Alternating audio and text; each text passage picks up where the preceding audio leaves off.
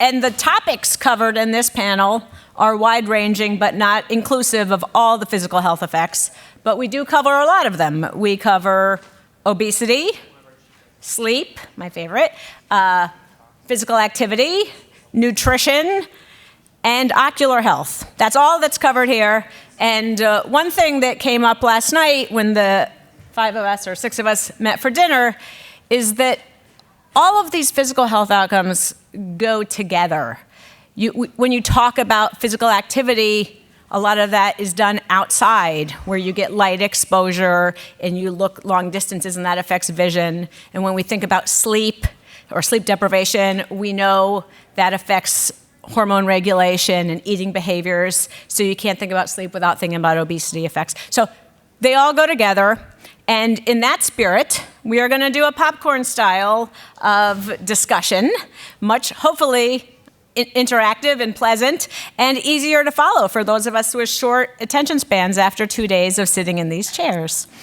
I wanted to start by first highlighting a pretty exciting and novel study that my team at Stony Brook just completed, and you might have seen Gina Matthews' poster yesterday. What's really cool about our study is, unlike so many of the other studies that rely on self-reported screen use, we used the RealityMine platform to collect passive sensing data, collecting minute by minute or second by second data on what app is being used in the foreground for both Android and iOS platforms. So we have like amazing data, ages 13 to 17, 450 diverse national sample, and we're just getting started in analyzing it.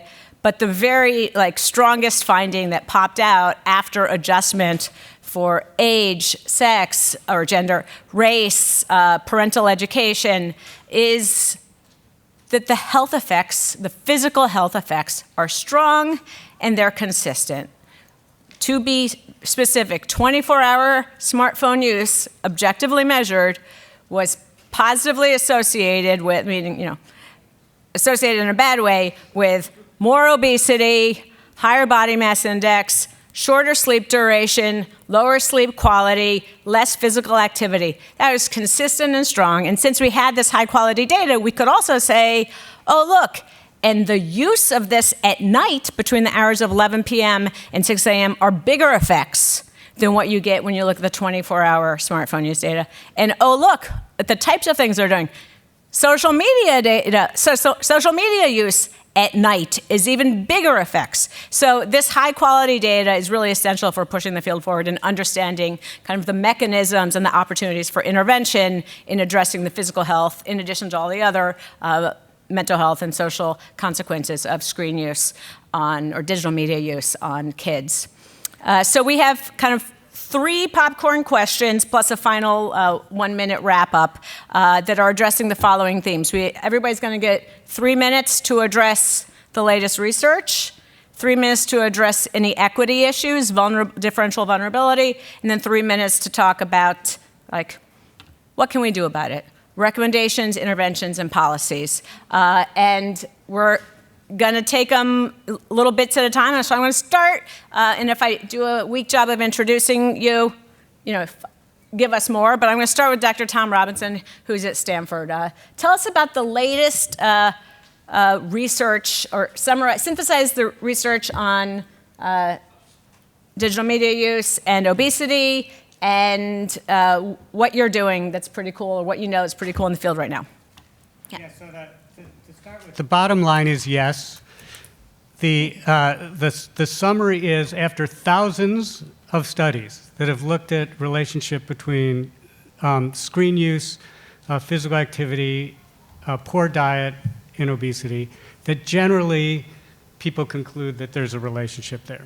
Now with that, I should say the vast majority of those studies have been observational and based on self-reports, with the exception of, I just heard about this one. And of those thousands of studies, overall, the vast majority have shown null results or very small effects. For the reasons you can probably guess in terms of measurement issues, or what we suggest are the reasons that you can guess. Also with that, there hasn't been much evidence of even a dose response effect when you're looking at those observational studies. Why people continue to do those same studies over and over again is another question that we need to think about. There are a few experimental studies that have been done, a handful, and a smaller number of those that really were strongly of interventions that were designed to reduce screen time in kids. And of those, a number of them came from very strong foundation in behavior change theory. And those, in general, those few studies tend to show large effects of reducing screen time on obesity, with some effects on the other behaviors, which I'll go into in a second too.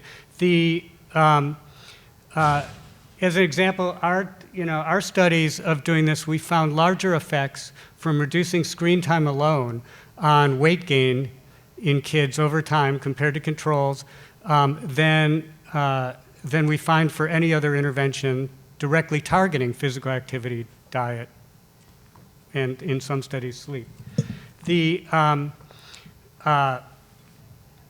Now, the caveat there is most of those studies and most of those thousands of studies were done on television alone, or television, video games, videos, which were videotapes in many of those studies, which some of you probably don't even know what a videotape looks like anymore.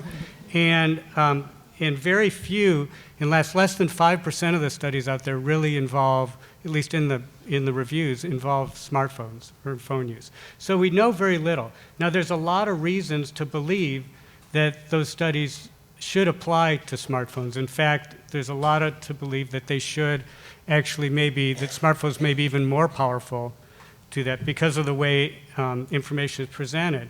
For that, and part of that is through the mechanisms of what we know is the case for these studies, is that it tends to be more on the food side than on the physical activity side. The experimental studies don't really show much of an impact where you reduce screen time on increased physical activity. They seem to be somewhat independent. They do show changes in dietary intake and energy intake, and the thought is from other studies that we know, the effects of advertising on what you eat, and also the consumption while you're viewing or whatever you're doing with your media, with your screens, in that inhibition of normal satiety cues that occurs that have been shown over and over again, as well as the types of food you eat while you're in front of a screen or while you're on screens versus the type of food you eat otherwise. Now, and some evidence, indirect evidence that sleep might be playing a role in that as well as a risk factor for obesity, but as I said, very little for physical activity at this point. So the other thing is that one of the reasons why we think this applies to smartphone is there's food all over smartphones and smartphone media. It's everywhere. Some of you are aware that I'm involved in something called Screenomics and our human screenome project at Stanford, in which we have an app that's on your phone. It takes a picture of the screen every 5 seconds, so we get to observe everything people see and do on their screens over time.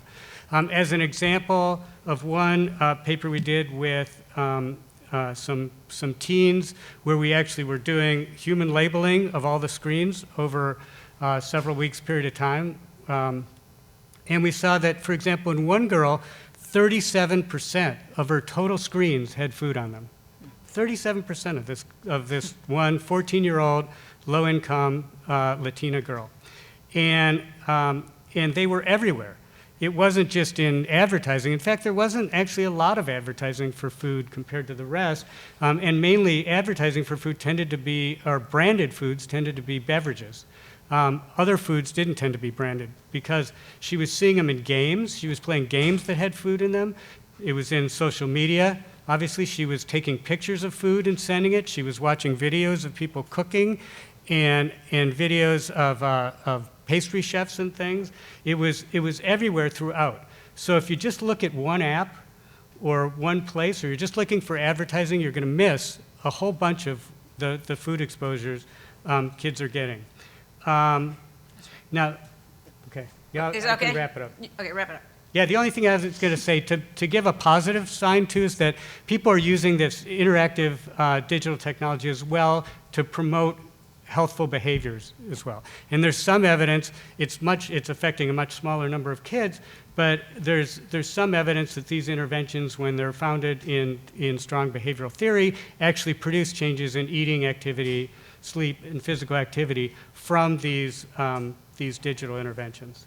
And there's also an area of exergaming, which also affects even a smaller number of kids, but at least in the laboratory shows, and in some studies, shows that it shows that often you can create exergaming interventions that promote physical activity. That's right. Thank you for also pointing out the power of smartphones for good, too. But we'll have a little group on translation to the public, so we'll popcorn on that, too.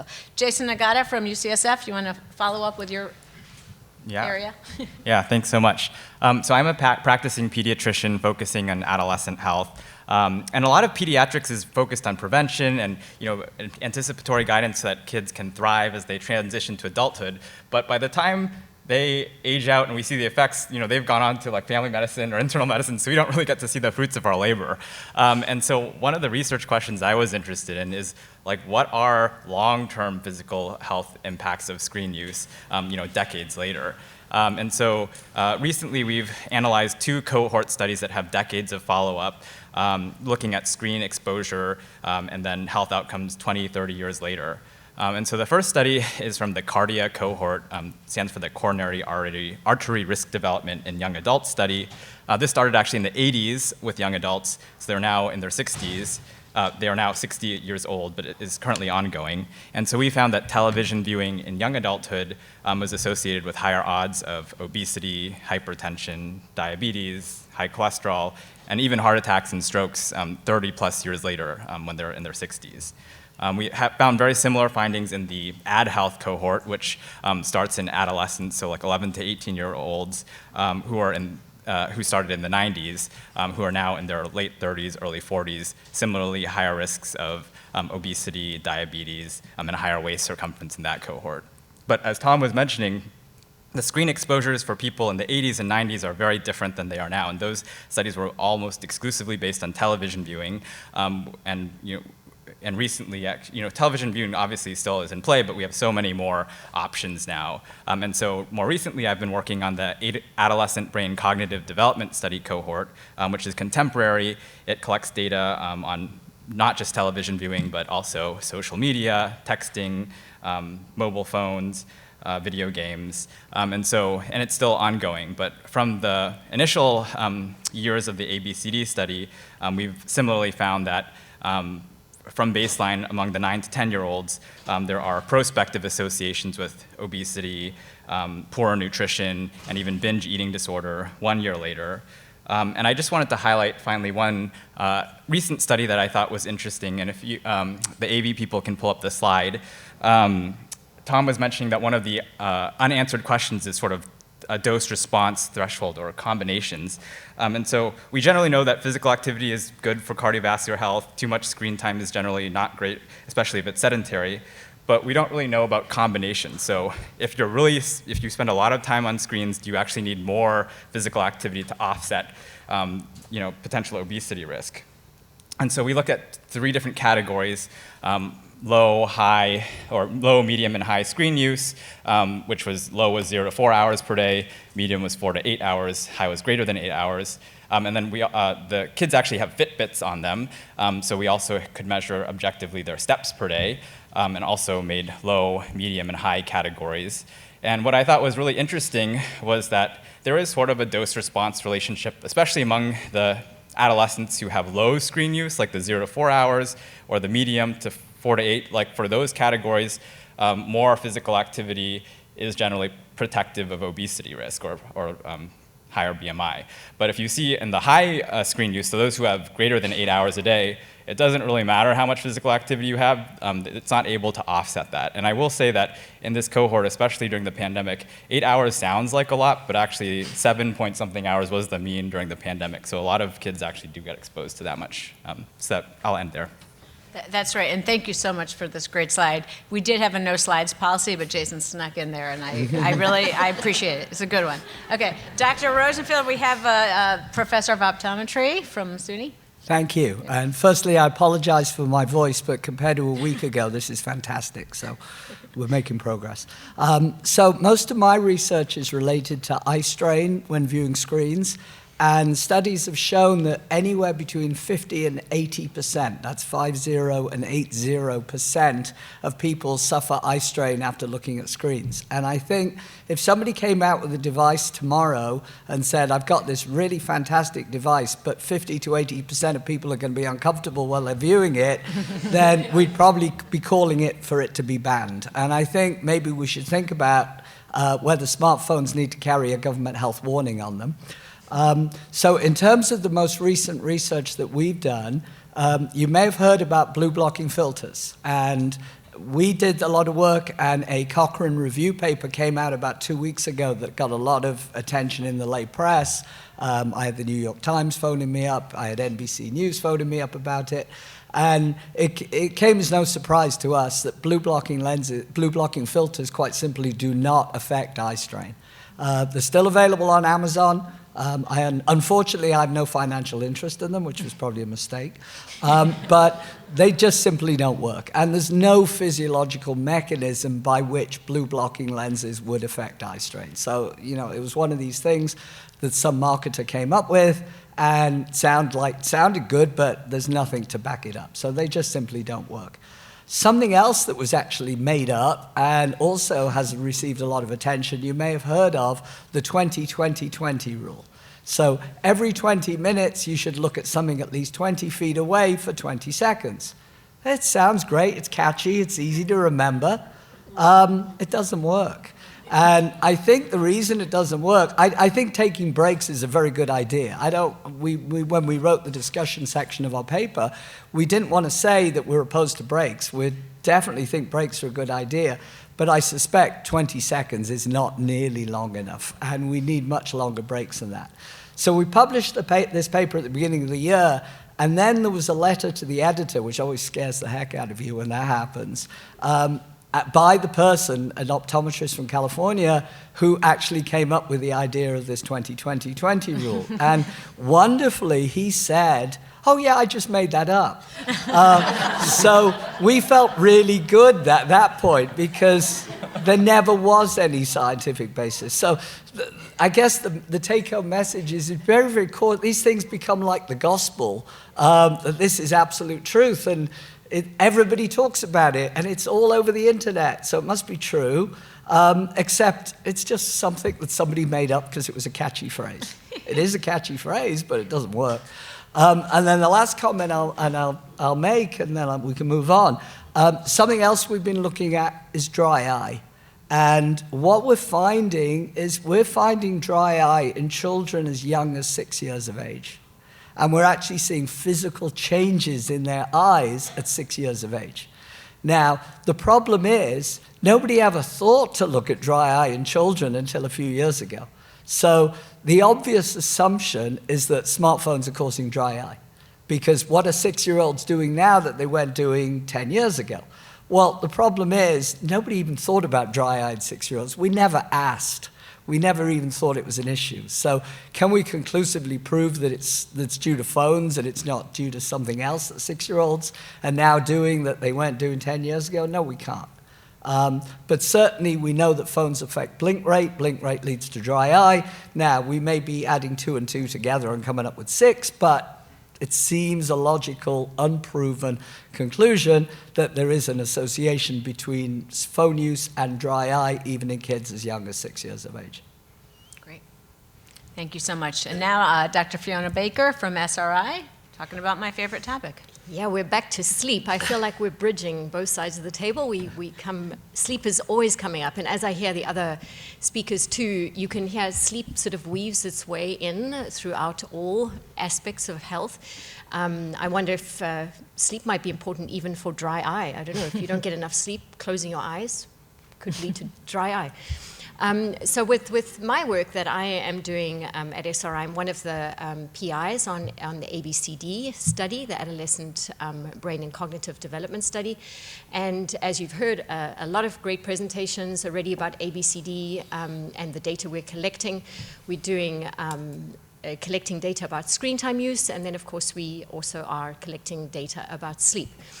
And I think a common theme, even from our discussions last night and in general at this conference, I know there's definitely a push towards getting more objective measures of screens, and I would say the same thing is necessary for sleep. And in ABCD, we do have those objective measures of sleep. That's with, we have the kids wearing Fitbit for 3 weeks. Every couple of years, they're enrolled in that if they agree. And then we are also collecting objective measures of screen time use with an app on the phone. But these didn't start at the beginning, and they are, I guess, emerging, and it takes time for that data to come out. So I don't have any findings to share on that. But I wanted to briefly mention on some of the analysis that I've been collaborating with Dr. Nagata on, which is looking at the self-report sleep measures right before bedtime. So we look recognizing that as an important time for sleep. And we've found that there are associations between specific bedtime use of screens and the kids reporting more sleep disturbances, also caregiver-reported sleep disturbances. So we see that about 2/3 of the group are reporting that they have a television or an internet-connected device in their bedrooms. There's also a lot of them who are not turning the ringer off when they go to sleep. And when we ask them questions about, in the past week, you know, how much were you woken up by notifications, there's about 17% of them who say that happened at least 1 to 2 nights in the past week. And then they're also, on the flip side, some of them are saying, well, when they're awake, if they wake up at night, then they maybe turn to their device and are using it once they're awake. And these behaviors, whether it's asking them specifically about using screens right before they go to bed, or whether it's being sleeping with the ringer on, those factors were all associated with more sleep disturbances. And that really fits with the literature. But I would say, I think really we still have a long way to go. Most of the literature is cross-sectional, so the way we understand it is really driven a lot by cross-sectional studies. And as we see more longitudinal studies, like what Lauren reported with objective measures as well, and sort of tracking people across the day and night, then we get a better idea of is there a causal relationship, what is it, and how important is timing with, is it really bedtime use of screens? I'll say one more thing is when we do look at overall daytime screen use, that is also associated with sleep disturbances. Some other studies have shown the importance of considering more problematic screen use in terms of if that's associated with sleep disturbance. So I think getting a bit more nuanced with what we're talking about when we're looking at screen time, and also for sleep. Are we talking about timing? Are we talking about sleep duration? Are we talking about sleep quality? There's many facets of both these topics that sort of need to come together more. Great. Thank you so much. So the next question is about equity issues and how screen or digital media affects various populations in a differential way. And I want to say, as somebody I've now attended all 3 congresses. Who else here has been to all 3? Yeah, we got some of us, but not everybody's in the room. But yeah, I have definitely, I was just saying this to Dimitri, I have noticed like so much more emphasis at this meeting than other prior meetings about vulnerable populations. And it's so good to see, because I remember asking a question, like, is there a social gradient in the effects of screens on well-being? And now we're not only saying, is there a gradient, but like, who are the people most at risk? And so I wanted to pose it to each of you. I'm going to mix it up in order so we don't get bored. In any of your research areas, what are you seeing as the most vulnerable population for being affected between digital media and your domain? So we're going to start with Mark. Oh, so sorry. I'm not going to tell you which order I'm going in. Just to keep us awake, since we're talking about sleep. Yeah. So I don't know if this even counts as a vulnerable population or not. It's certainly not a minority. Well, it could be a minority population. I'm going to say 6 to 8-year-olds. I don't know if that counts. It's a minority in terms of the world's population for 2 reasons. The main reason is you may be aware we're living through a myopia epidemic right now. And the prevalence of myopia in the world is just exploding. In Asia, it's reached around 90% of the population under 20 years of age. So they're not a minority anymore. And it's happening in the United States. We always used to say that the prevalence of myopia in the United States was around 25% of the adult population. The latest figures is 42% and rising, and we're expecting to be at 50% pretty soon. And that's happening all over the world. And the group that is most vulnerable to myopia is 6 to 8-year-olds. That's when myopia most commonly develops. And is it because of screens? Well, certainly during COVID and immediately after COVID, we saw an explosion in the amount of myopia in countries all over the world. Is that due to screens? Perhaps. Another factor, and we're going to keep coming back to this, is that they didn't spend much time outside. And time outside is a critical factor. Exposure to sunlight is a critical factor in terms of myopia development. So I'm going to say 6 to 8-year-olds are a group that we really need to concentrate on in terms of screen time, in terms of sunlight exposure, and they're a group that definitely require a lot of attention right now. Thank you so much. Jason, let's go. I just wanted to highlight actually sexual minority or lesbian, gay, bisexual youth, which I think is also an emerging area of vulnerability for screen use. Again, looking at the ABCD study, they ask questions about sexual orientation every year, and these are young adolescents, so it also is a time that's changing every year. But we actually found that among these almost 12,000 early adolescents, so at 12 years of age, sexual minority adolescents actually reported 4 hours more than their heterosexual peers of daily screen use, which is actually quite a lot.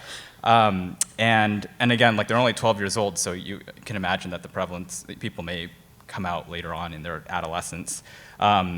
And there were also measures of problematic screen use across social media, video games, and mobile phones. And the LGBT adolescents had higher problematic scores across all those domains, and were also 3 times more likely than heterosexual adolescents to be cyberbullied.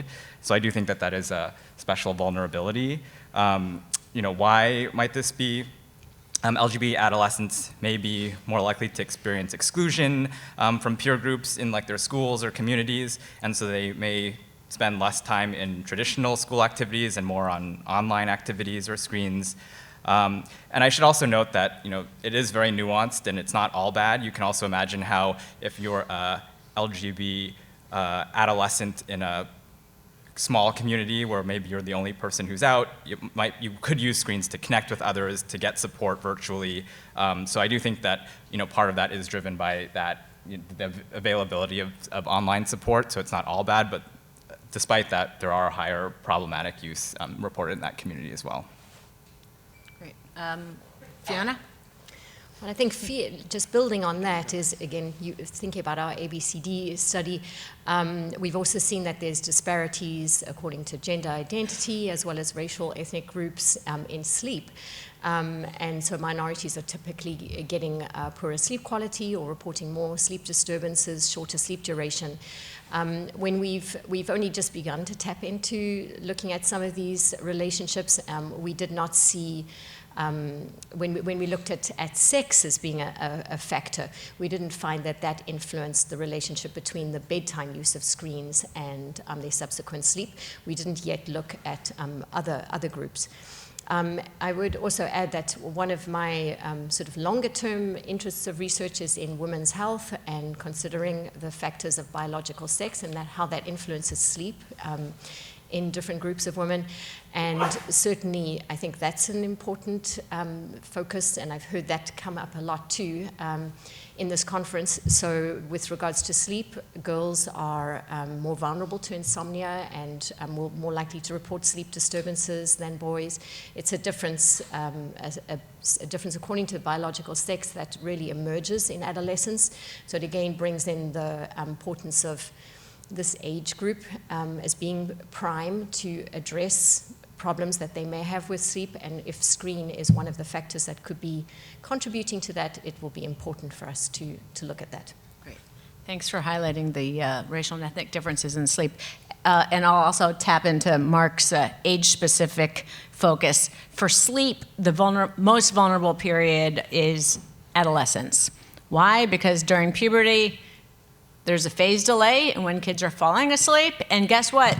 That's also early adolescence is when they're getting these devices. Oh, also early school start time. But all of these things, that's the perfect storm in sleep. So for the concern about screens in sleep, it's adolescence or the high school years, which is the biggest concern. So, nice differences for different outcomes. Okay, and Tom?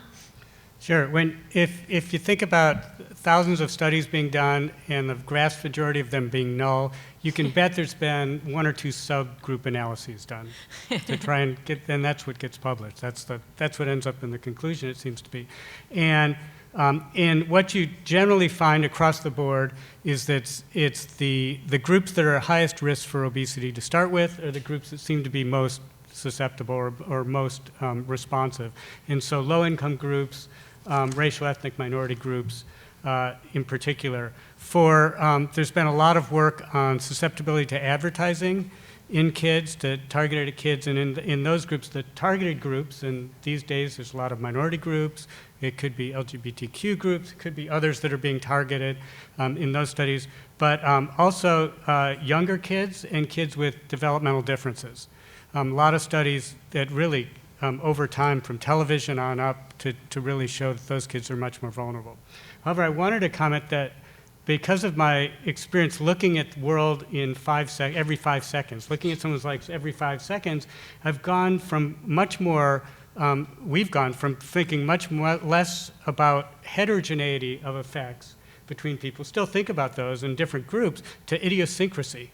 Because everybody's experience is totally different, and everybody's experience from hour to hour is totally different when you see what they're actually doing on their screens. And so that's experiences, this idiosyncrasy occurs in both the exposures to the media as well as the context in which you're receiving it.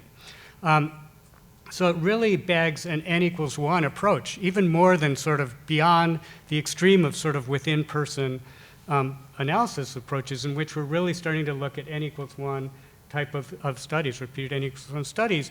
So it becomes less about thinking about, is this a susceptible population versus, did I get this right message, or did I get the ad for sugary beverages at a certain time of day, like after school, that may have been an easier time, and then while I was out with friends at Starbucks or something, and who I was with, what I was doing. And so it becomes less about what people are at risk and more about what moments are at risk. So that's, yeah. Yeah, thank you. Cool ideas. Okay, so now we're going to transition to translation. How do we take this, range of studies, big range of studies, and translate it into recommendations, policies, interventions? Are they effective? Are they scalable? What's your best evidence or support for something that's going to work? And I'm going to start down there with Fiona. Yeah. Okay, with sleep. So I think there's not so many intervention studies where they've been able to show in sort of proper randomized controlled fashion what might work if people reduce screens and what's the effect on sleep. The findings are mixed. Some of them certainly show what we would expect, where if you reduce screen time, then effectively, then that is associated with a longer sleep duration and a faster time to fall asleep. But it's not a universal finding. They are mixed. And I think sometimes it's hard to also, I think we're not yet ready to determine what would this intervention be that would be effective at trying to improve sleep. So there's, for example, one study where they took a sort of a pretty harsh view of taking away the phone, a smartphone, for about a 2-week period, and instead giving individuals a phone that was just for phone calls. But of course, the buy-in to that is very low. To imagine that being a long-term thing is hard. I think when we're thinking about sleep, there's a lot of common sense in terms of understanding what would be effective, and the American Academy of Sleep Medicine has put forward guidance that really brings our understanding of, for anybody, no matter what age, in order to be able to fall asleep well and properly every night, you have to disengage and you have to sort of have a wind down period before to allow sleep to happen. And so the American Academy of Sleep Medicine has recommended that, certainly for children, that there should not be a screen in their bedroom, and within about an hour, at least 30 minutes to an hour before they go to bed, they should not be using their screens. And so that's to try and address the sort of the activation that if you're highly activated before you go to sleep, then it's really difficult to fall asleep.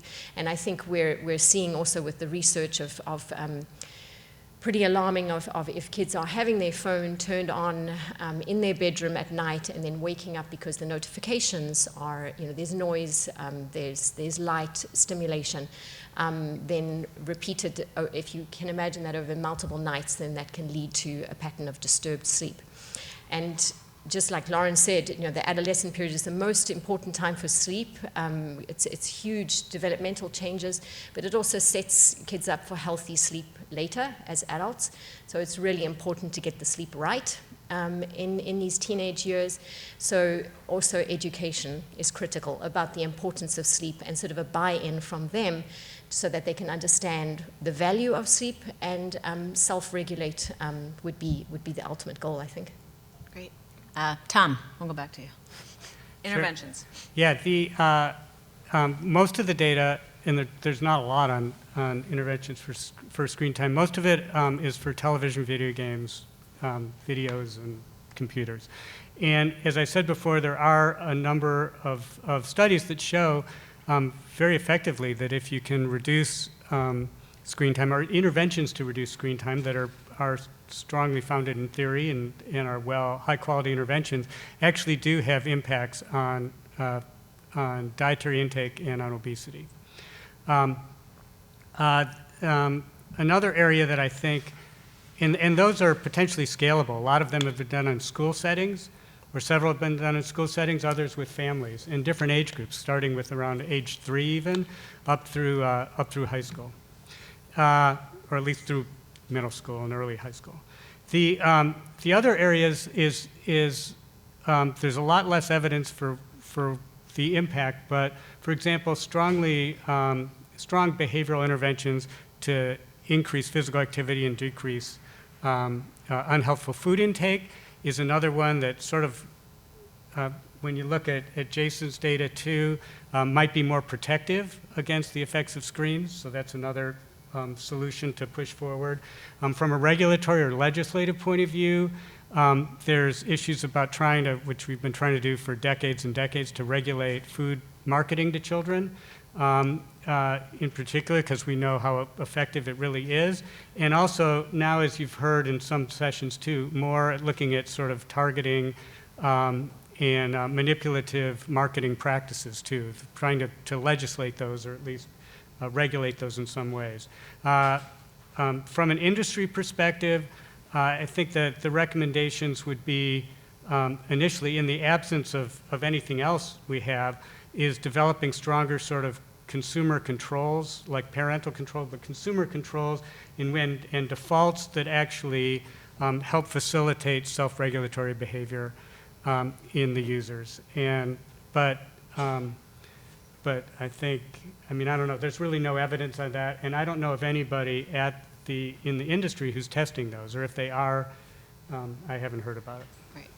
I just want to comment quickly that I feel like Tom is underselling his skill at intervening in schools, because last night he taught us about an intervention where he taught a bunch of students a Macarena modified, and there was no watch arena, and it was effective at getting kids to reduce their screen time. So Tom is innovative in many ways, including interventions. So Part of a much larger intervention, but yeah. It's okay. One of the highlights. No watch arena, it is. See? See what's happening? Okay. But there's a room for creativity in convincing kids to reduce their screen time. Okay. And we have Jason. Let's go. One of the things that I really love about this Congress is the focus on policy, and so I'm going to answer this from a policy lens, which is that states like Utah and Arkansas have already passed legislation that is going to put a lot of pressure on parents to make decisions for their kids. They're requiring now, or in 2024, parental consent for minors to have social media accounts, and so parents are now going to be faced with a lot of decisions that they may or may not have had in the past, and there are many other states who, even though it haven't passed, is being discussed right now. And so I do think that there are really important intervention questions for parents. You can debate whether or not it's really more effective if you do it through the tech companies themselves or whatever, but in reality, because these have passed, parents are going to get a big burden, especially in these states. And so I do think that really, given that this question is going to be coming very soon for many parents, parent interventions on social media and screen use and how to guide children and teens is going to be really important.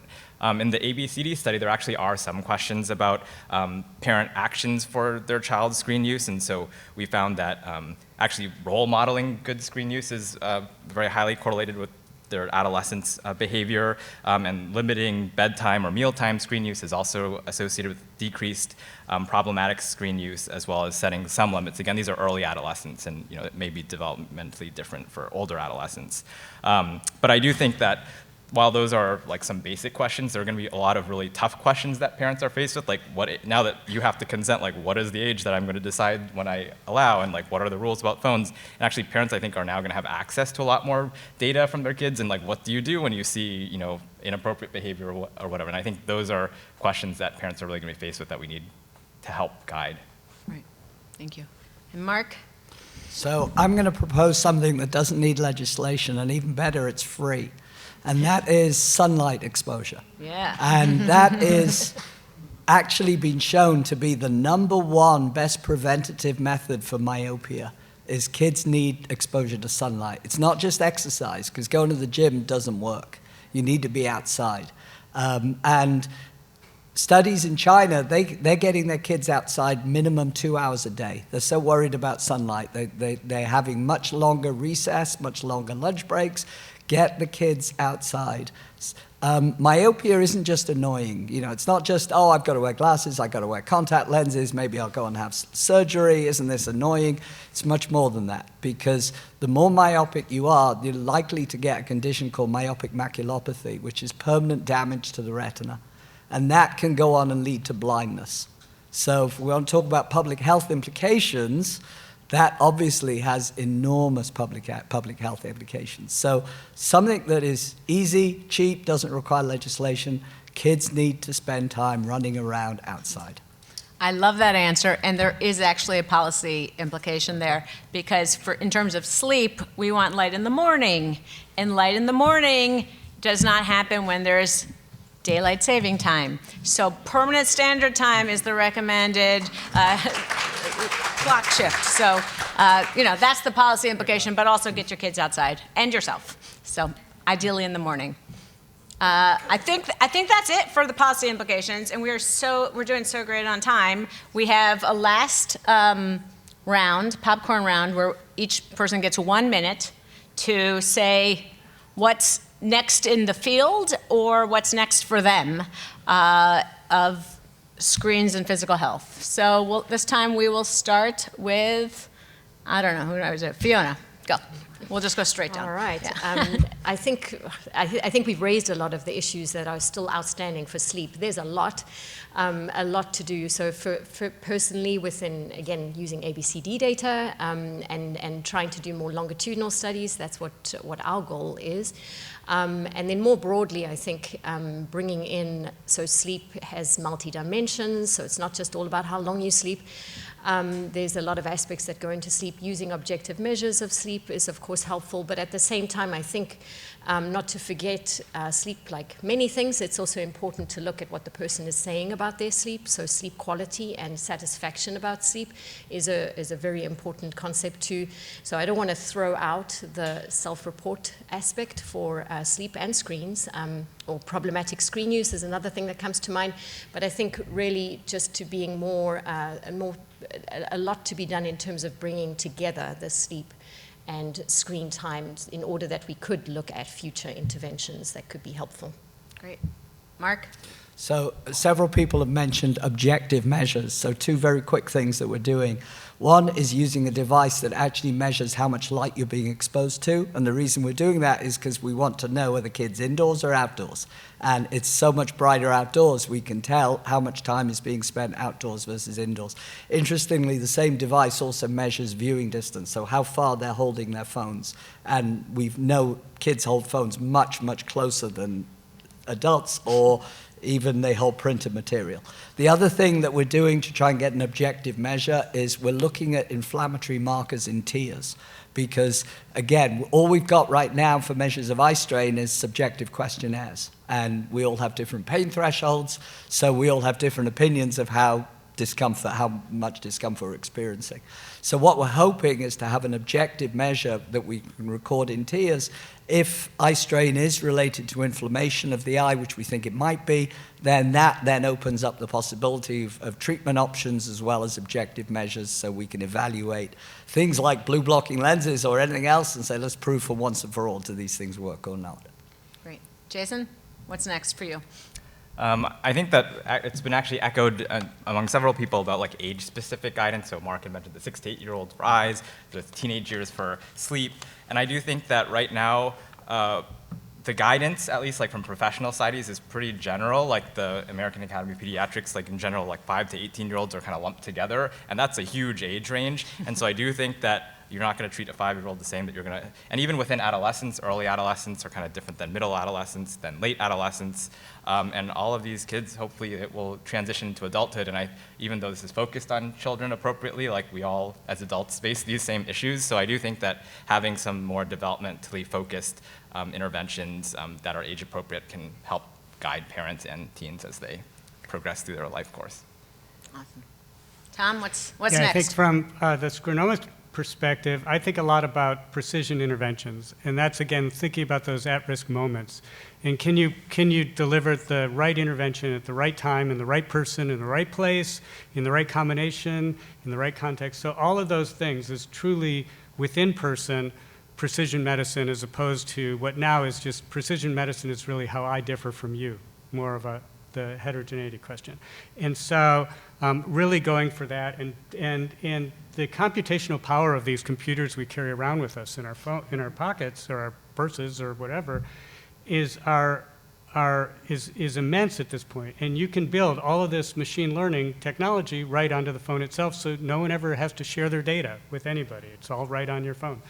Well, who knows what they do with it on your phone. But the second area to me that I think that I'll highlight is something that I've been really interested in for a long time, is working with a lot of social psychologists. There's an area called WISE interventions. I don't know if people have heard of them, that are where you change mindsets that affect your response to environmental influences. So a lot's been done with stereotype threat, if you're familiar with that, and interventions to address stereotype threat, these brief interventions like growth mindset and self-affirmations that actually reduce the impact of these environmental stimuli on school performance, for example, cutting the achievement gap in half over years in time from a 30-minute intervention that just changes mindsets. And so we've been really exploring that quite a bit in terms of its role in obesity, but as well as what role would that have in helping resist the influence of these environmental factors and your response to the messages you're getting from media. And finally, I'm frequently asked sort of, and this is more the public service announcement part, people ask, like, how do you choose your research questions, especially by junior faculty and stuff. And a lot of it comes down to me, we have books and books of guidelines that are from expert panels who sit down and come up with recommendations like we just did, and very few of them have any data behind them.